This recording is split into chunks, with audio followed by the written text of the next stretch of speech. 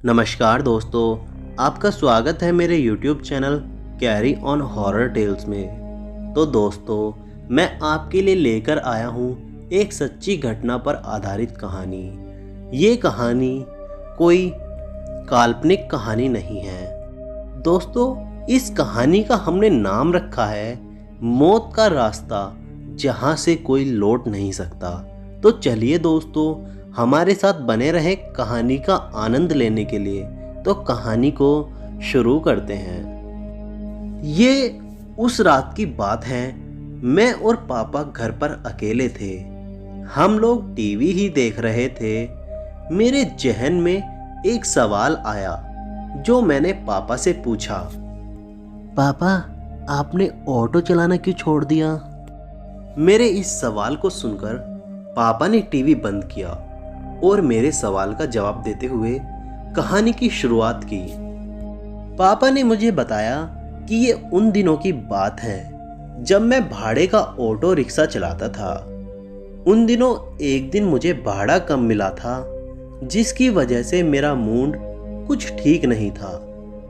Railway station के बाहर अपने ऑटो में बैठा था, अपनी आखिरी सवारी का वेट ही कर रहा था। तब तक काफी रात हो चुकी थी, मगर मुझे अभी भी आखिरी भाड़ा नहीं मिला था। भाड़े की तलाश में मैं ऑटो से बाहर निकला और इधर उधर टहलने लगा। बहुत देर वेट करने के बाद भी कोई भाड़ा नहीं मिला, तो मैंने ऑटो स्टार्ट किया और घर की तरफ चलने लगा। अपने बिगड़े हुए मूड के साथ मैं ऑटो चलाते हुए घर की तरफ जा ही रहा था। मैं रेलवे स्टेशन से 1 या आधा किलोमीटर आगे ही गया होऊंगा, तभी मेरी ऑटो के हेडलाइट की रोशनी एक आदमी पर गई जो सड़क के किनारे खड़ा था और वो ऑटो रोकने का इशारा कर रहा था। मैंने ऑटो उसके पास जाकर रोका तो वो आदमी बोला, ब्लू फैक्ट्री मुझे जाना है। मैंने कहा, साहब मैं ब्लू फैक्ट्री नहीं जा सकता। रात भी बहुत हो गई है और हमें घर भी जाना है। दरअसल उस आदमी को मैंने इसलिए बोला क्योंकि वो जो जगह बता रहा था वो यहाँ से 4 किलोमीटर दूर थी। जिस पर उस आदमी ने कहा, सोच लो, 3 गुना भाड़ा दूंगा। उस आदमी के मुंह से 3 गुना भाड़े की बात सुनकर मेरी ईमानदारी थोड़ी डगमगा गई।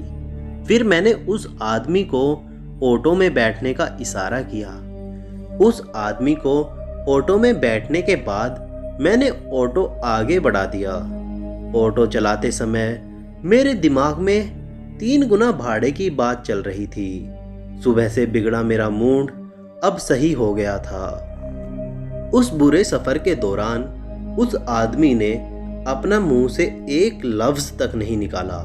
थोड़ी देर बाद हम ब्लू फैक्ट्री वाले रास्ते पर पहुंच ही गए थे। हर रोज की तरह आज भी वो रास्ता अंधेरे में डूबा हुआ था।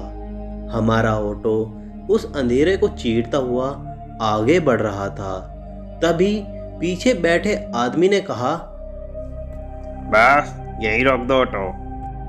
मैंने वहीं ऑटो रोक दिया। मैंने आसपास दाएं बाएं देखा तो वह अंधेरे में एक छोटा सा घर दिखाई दे रहा था। उस आदमी ने कहा, तुम 2 मिनट यहीं रुको, मैं अभी आता हूँ। वो आदमी उस छोटे से घर की तरफ चला गया और बस अब मैं उस रोड पर अकेला ही रह गया था। अब मैं उस ऑटो में बैठकर उस व्यक्ति के वापस आने का इंतजार कर रहा था।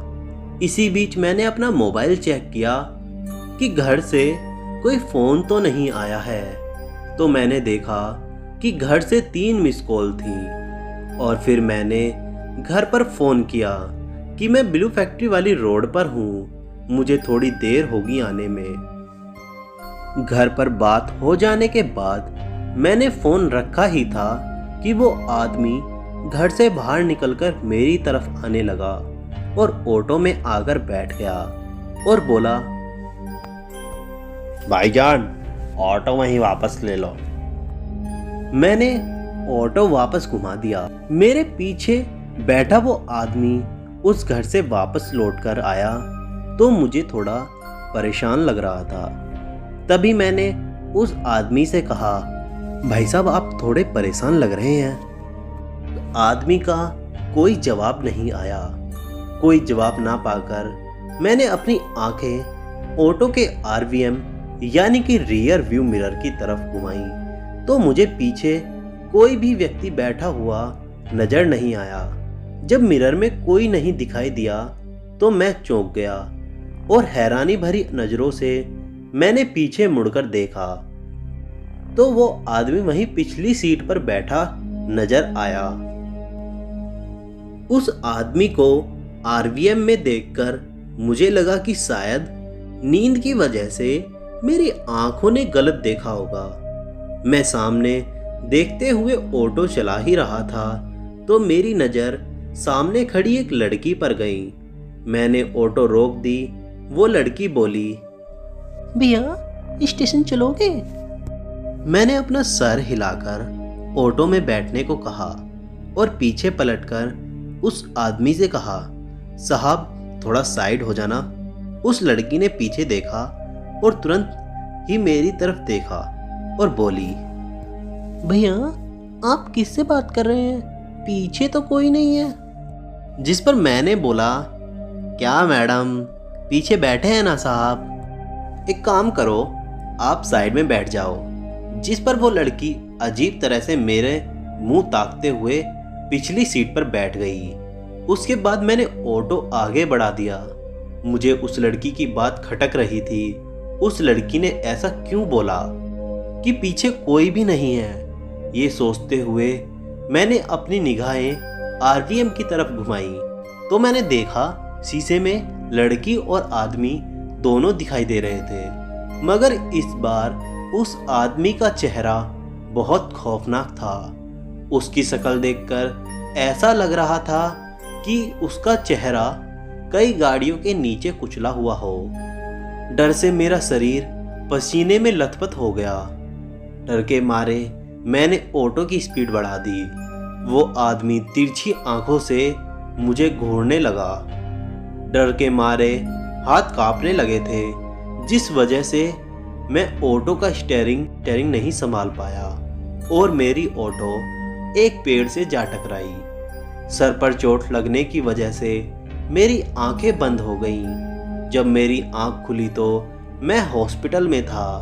मेरे बगल में मेरी वाइफ बैठी हुई थी और मेरे साइड वाले बेड पर वही लड़की लेटी हुई थी, मगर वो आदमी कौन था और कहाँ गायब हो गया अभी तक पता नहीं चला। तो दोस्तों आपको कहानी कैसी लगी हमें कमेंट करके बताएं और जो हमारे चैनल पर नए जुड़े हैं वो मेरे चैनल को सब्सक्राइब करें। अगर आपके पास कोई कहानी या किस्सा है, अगर आपको सुनना है तो मुझे व्हाट्सएप नंबर पर भेज सकते हैं।